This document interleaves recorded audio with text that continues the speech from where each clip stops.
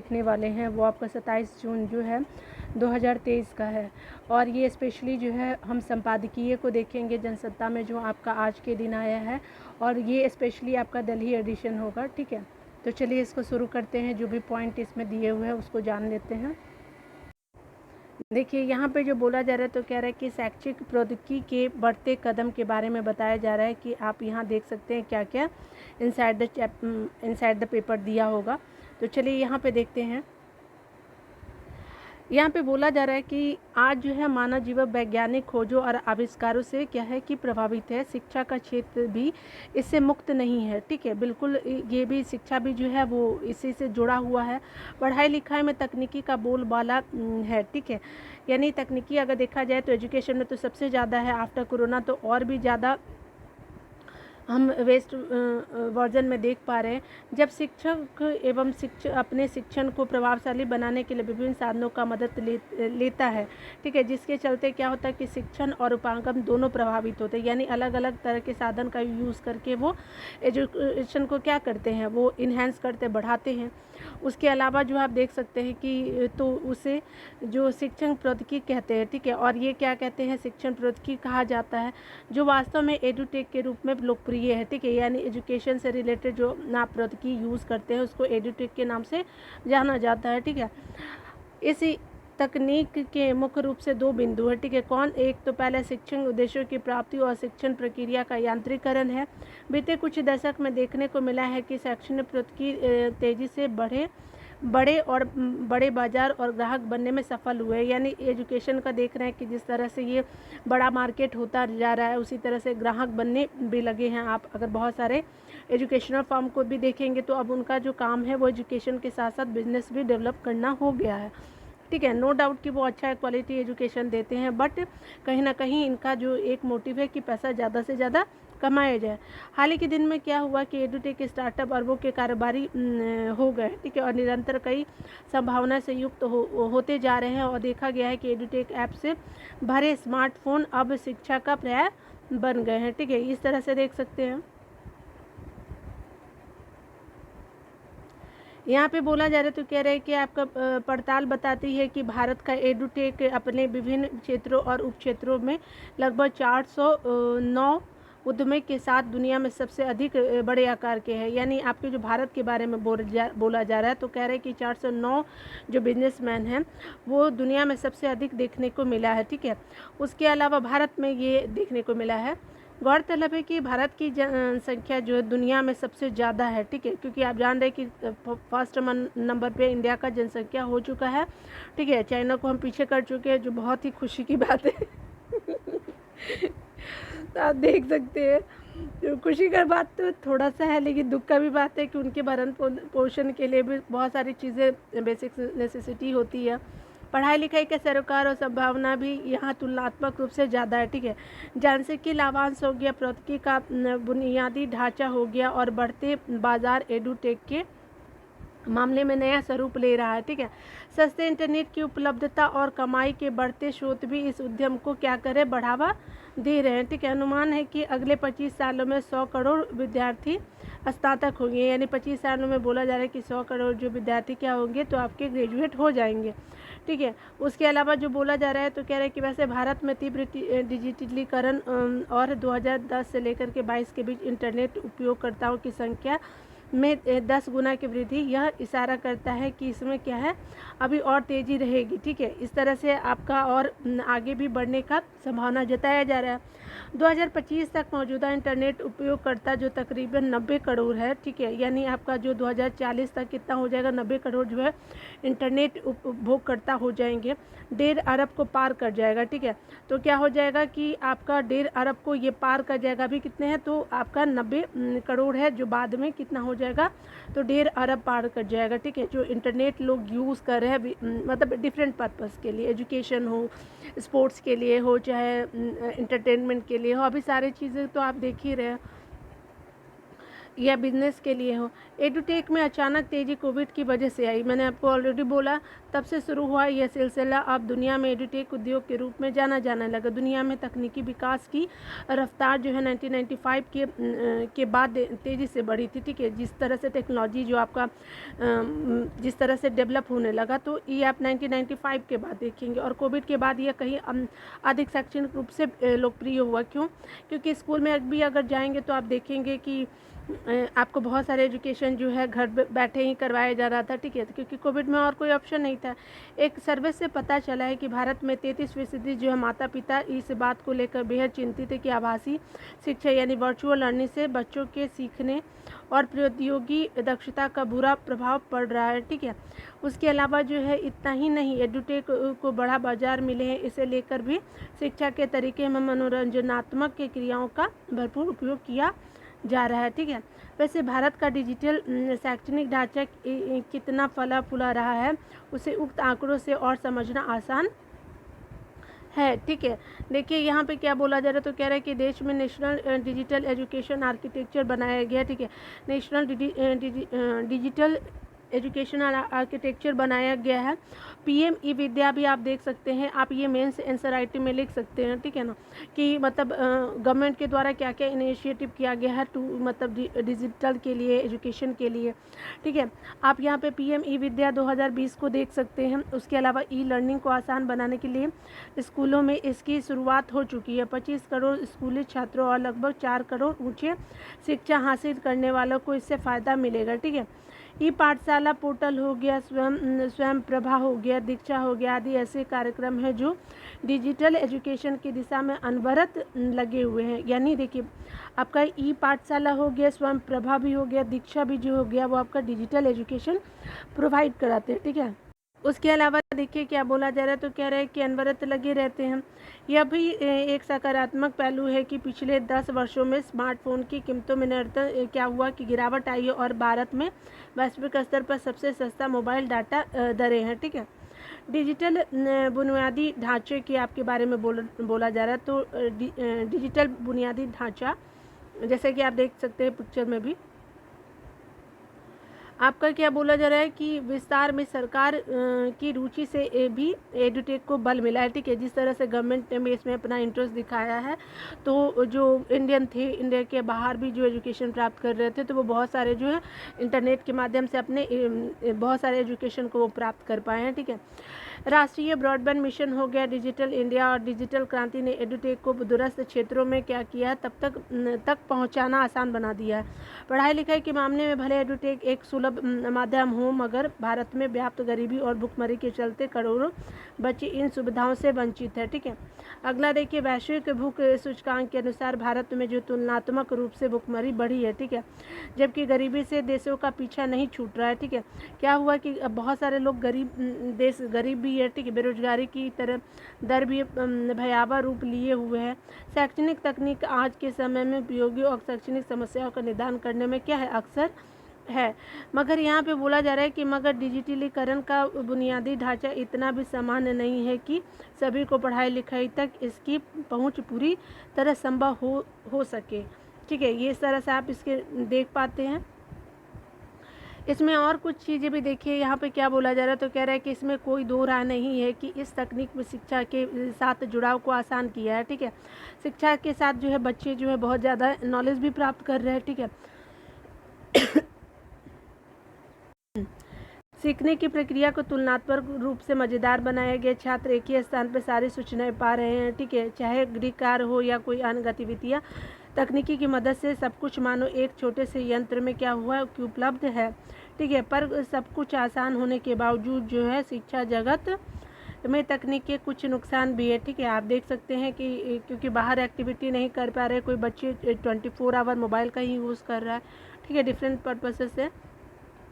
पढ़ाई लिखाई के इसी यंत्र के अंदर जो है सोशल मीडिया से लेकर के अनेक गैर उत्पादक कृतियों से भी विद्यार्थी दो चार हो रहे हैं, ठीक है। शोध बताते हैं कि जो है आपका तकनीकी के ज़्यादा इस्तेमाल से विद्यार्थियों में क्या हो रहा है कि भटकाव भी देखा गया है। क्योंकि देखिए क्या हो रहा है ना कि हमारे पास तो कंटेंट बहुत ज़्यादा है, लेकिन हम नहीं जान पा रहे कि हम पढ़े क्या, हम जितने वीडियो को देखते हैं तो अलग अलग तरह से हम पढ़ तो लेते हैं, लेकिन हमारा माइंड जो है उतना तरह से स्टोर नहीं कर पाता।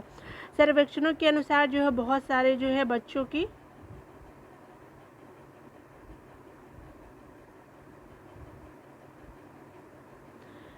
मनोवैज्ञानिक के पास ले जाने की स्थिति आ गई है, क्योंकि ज़्यादा वो क्या हो गए हैं कि ज़्यादा वो नेट वगैरह यूज़ करने से उनका दिमागी हालत भी बहुत ज़्यादा अफेक्टेड हो गया है। वो रियल लाइफ को नहीं जी पा रहे जो बच्चे जीते हैं। ठीक है, देखिए यहाँ पे बोला जा रहा है क्या कि पढ़ाई लिखाई की तकनीक जब मनोवैज्ञानिक चोट बन गई तो इसका अंदाज़ा शायद ही किसी को हो।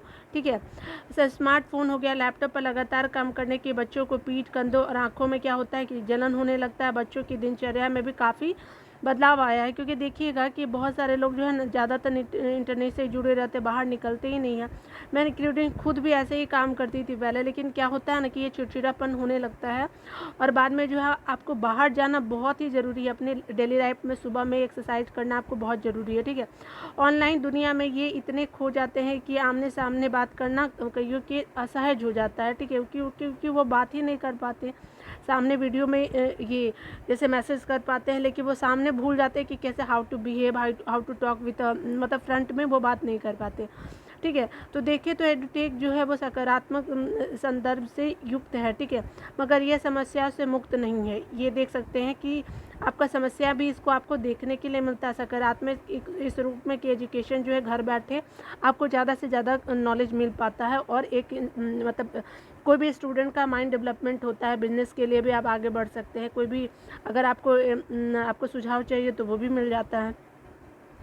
एजुटेक के समग्र प्रभाव को एक ही दिशा देने और सुनिश्चित मापदंड तैयार करने के लिए प्रौद्योगिकी और पारंपरिक शिक्षा विधियों का संतुलन बनाना महत्वपूर्ण है। ठीक है, यह समझ लेना कि प्रौद्योगिकी ही अंतिम उपाय है, यह सर्वथा उचित नहीं है। ठीक है, यानी सब कुछ जो है वो टेक्नोलॉजी ऐसा पॉसिबल है। शिक्षा की सुलभता एजुटेक से संभव है। ठीक है, मगर यह अतिशयता को बढ़ावा देता है। एजुटेक जो है उच्च दक्षता, बड़े पैमाने पर अवसर और शिक्षा को कई स्तरों पर परिवर्तित करने की क्षमता से युक्त है। ठीक है, अगला देखिए क्या बोला जा रहा है, तो कह रहा है कि मगर इसी एजुटेक ने पढ़ाई को एक उत्पाद के रूप में भी परोस दिया है। ठीक है, यानी सभी लोग बोलते हैं कि मेरा कंटेंट अच्छा है, मेरा कंटेंट अच्छा है, लेकिन देखिए क्या होता है ना कि सारे जो टीचर है ना वो बेस्ट है, उनकी नॉलेज भी बेस्ट है। मैं मानती हूँ कि सारे टीचर जो है वो अमेजिंग है। अगर आप देखेंगे कि अगर उनका दिमाग नहीं रहता तो वो हमें कोई भी चीज़ों के बारे में डीपली नॉलेज कैसे दे पाते। तो सारे टीचर जो होते बहुत अच्छे होते हैं। ठीक है, विद्यार्थी कंपनियों के ग्राहक बन गए हैं जो शैक्षणिक दृष्टि से उचित संकेत नहीं है। ठीक है, डिजिटल शिक्षा के मनोवैज्ञानिक और आपके सामाजिक प्रभाव अब सीधे तौर पर दिखते हैं। उसके अलावा माता पिता के मन पर भी क्या होता है कि प्रभाव साफ साफ झलकता है, बावजूद इसके कि अब बिना एजुटेक के पढ़ाई लिखाई संभव नहीं है। ठीक है, अगला देखिए क्या हो रहा है कि आपका वैसे भारत में क्या हो रहा है कि शिक्षा प्रौद्योगिकी के उपयोग का पता 1980 के दशक में ही मिलने लगा था, जब कुछ स्कूलों में कंप्यूटर शिक्षा आपको स्टार्ट किया गया था। ठीक है, क्या हुआ था कि जब तक शिक्षार्थी विद्यार्थी द्वारा डिजिटल व्यवस्था को शैक्षणिक नज़रिए से उपयोग नहीं समझा जाएगा, तब तक क्या होगा कि लैपटॉप, मोबाइल और इलेक्ट्रॉनिक उपकरणों का उपयोग गैर उत्पादक तरीके से होता रहेगा। ठीक है, राष्ट्रीय शिक्षा नीति जो 2020 में लाई गई है, पहले कब लाई गई थी आपका 1986 में लाई गई थी, उससे पहले भी आपका 1968 में भी लाया गया था। ठीक है, याद रखिएगा।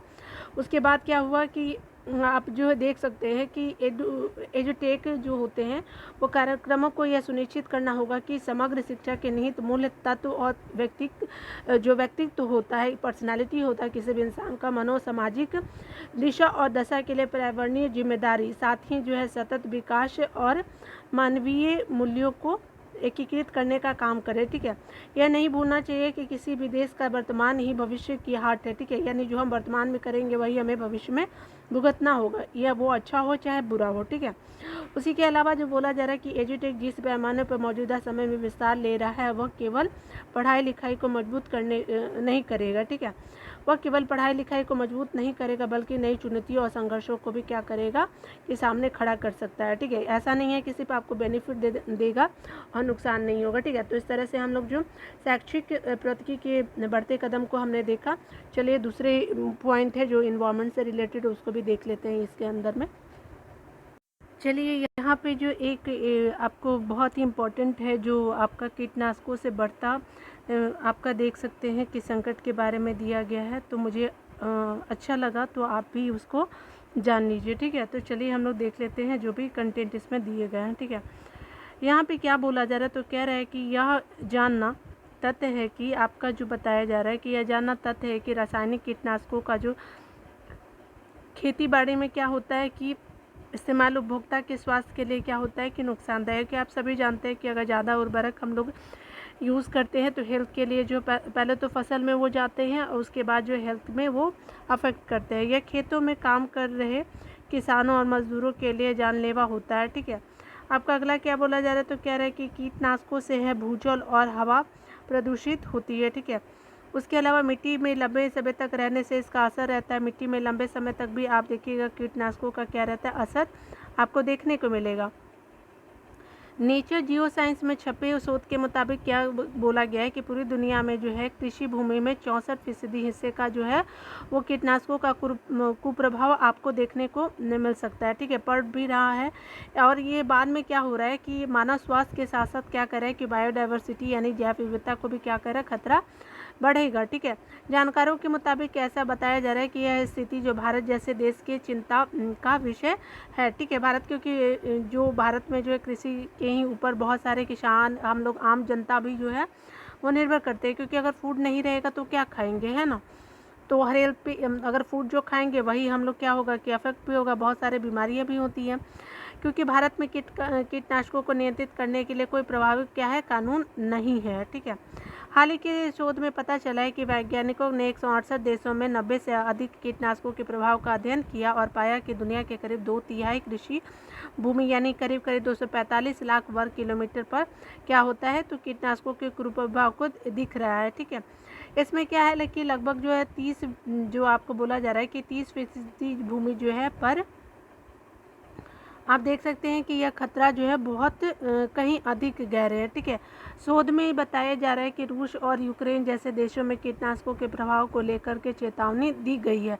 भारत और चीन उन देशों में है जहाँ पे क्या है कि आपको सबसे ज़्यादा खतरा आपको उर्वरकों से लेकर के आपको देखने को मिलेगा। ठीक है, यहाँ पे क्या बोला जा रहा है, तो कह रहा है कि कीटनाशक हवा और मिट्टी को प्रदूषित करने के साथ जो है नदी, पोखर और तालाबों जैसे क्या होते हैं कि आप देख सकते हैं स्रोतों, जल स्रोतों और भूजल को भी क्या करते हैं, ये प्रदूषित कर रहे हैं। उसके अलावा रासायनिक कीटनाशक फसलों के जरूरी मित्र कीड़ों को मारकर उपज को हानि पहुँचाते हैं और तितलियाँ, पतंगों और मक्खियों को मारकर परागण की संभावना कम कर देते हैं।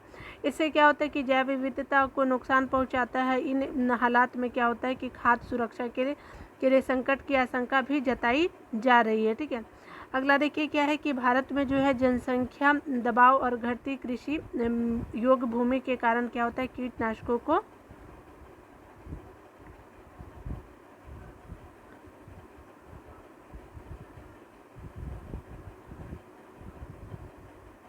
इस्तेमाल जो है वो क्या किया जा रहा है कि नियंत्रित करने की ज़रूरत है, यानी आपको ध्यान से ही आपको यूज़ करना इन सब चीज़ों का है। ठीक है, तो देख सकते हैं कि अगला क्या बोला जा रहा है कि समस्या यह है कि भारत में कोई प्रभावी नियम नहीं है।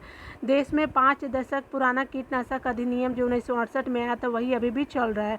ठीक है, इसमें किसी कीटनाशक की बिक्री और इस्तेमाल को लेकर मंजूरी, वितरण और इस्तेमाल का कोई आसान नियम नहीं है बताया गया है। ठीक है, उसके अलावा आप देख सकते हैं कि आपका भारत और अमेरिका और जापान, चीन के बाद जो है दुनिया में कीटनाशकों का चौथा जो है वो सबसे बड़ा उत्पादक है। कौन, तो भारत जो है अमेरिका, जापान और चीन के बाद जो है उत्पादक जो है वो चौथे नंबर पे है। आपका 2014 से 15 के बीच में और 18 से 19 के बीच में भारत में कीटनाशकों का उत्पादन जो है वो 30,000 टन बढ़ गया। भारत में कुछ बेहद हानिकारक कीटनाशकों को कृषि में इस्तेमाल करने की भी अनुमति है। ठीक है, जिन्हें दूसरे देशों में प्रतिबंधित किया गया है। कीटनाशकों के इस्तेमाल को लेकर के एक नया विधेयक लाने की कोशिश यूपीए 1 सरकार के वक्त 2008 में की गई थी, लेकिन अब देश में पेश नहीं किया जा सकेगा। ठीक है, लेकिन तब जो है संसद में पेश नहीं किया जा सका।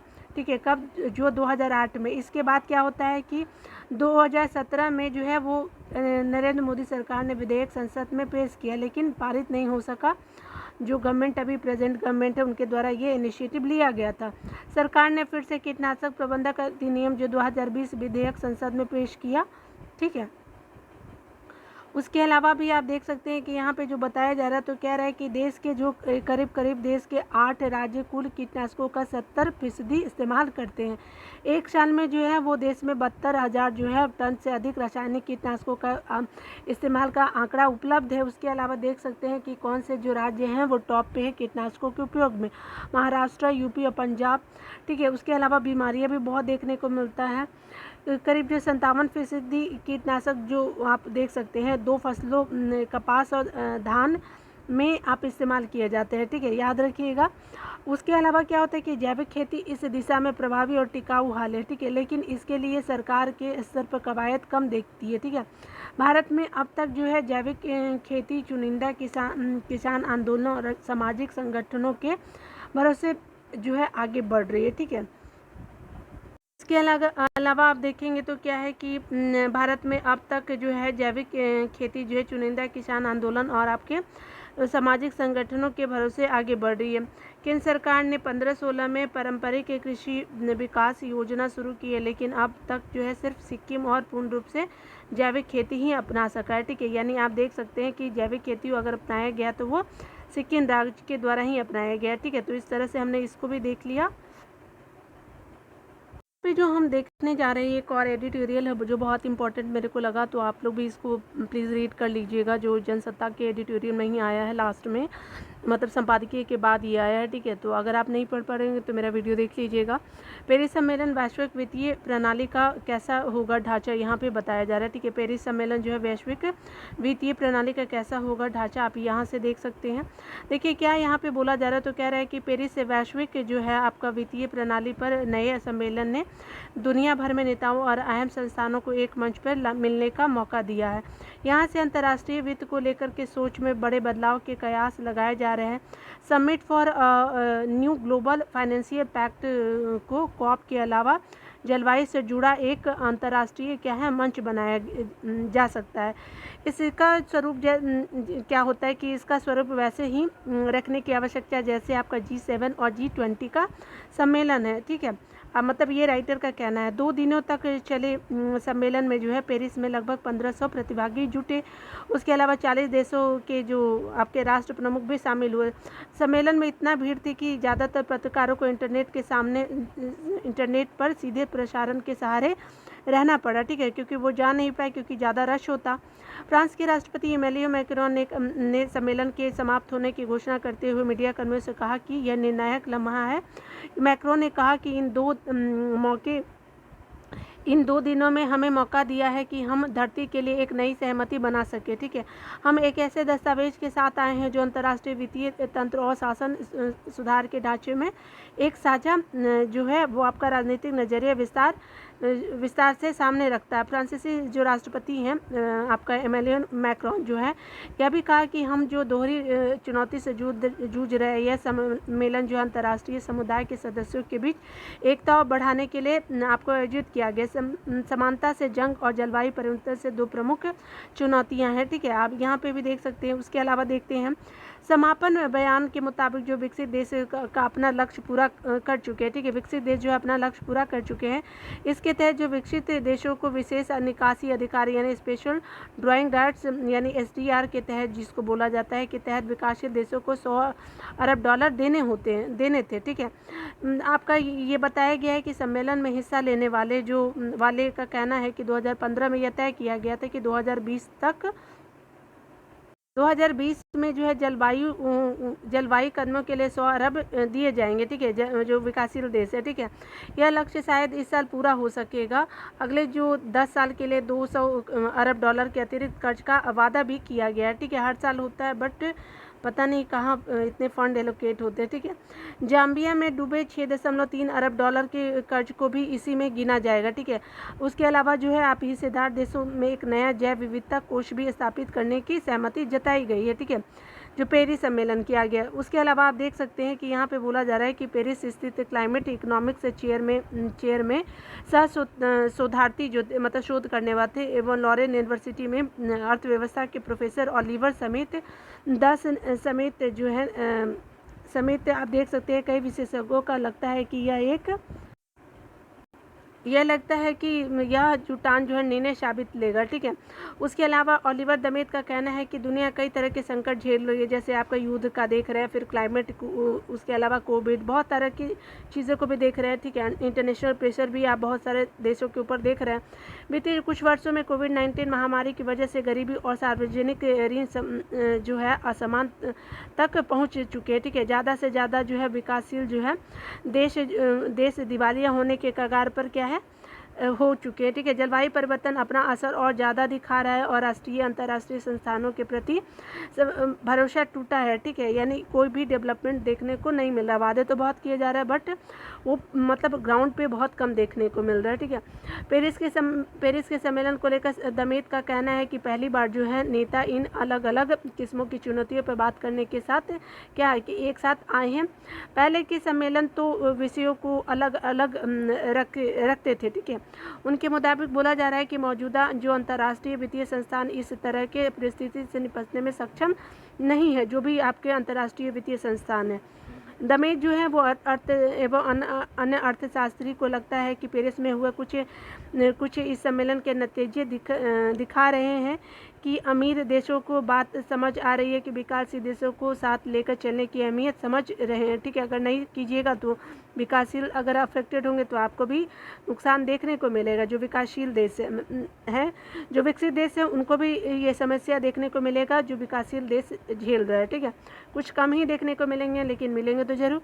कोयले के बदले जो है स्वच्छ ऊर्जा मिलेगी, लेकिन लाखों लोगों की आजीविका पर क्या होगा। ठीक है। ऐसा राइटर का बोलना है। ठीक है।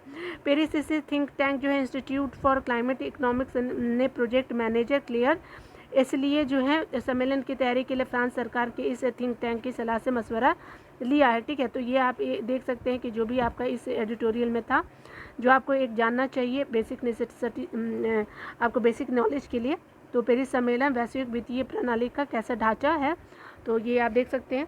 तो आज यहीं तक ख़त्म करते हैं। ठीक है। आपको एडिटोरियल देखने के लिए बहुत बहुत, एक्स्ट्रा नॉलेज भी लेने के लिए बहुत बहुत थैंक यू। मिलते हैं अगले वीडियो में। अगर आपको मेरा पढ़ाना अच्छा लगता है तो आप जो है चैनल को सब्सक्राइब कर सकते हैं, लाइक शेयर भी कर सकते हैं। तो थैंक यू।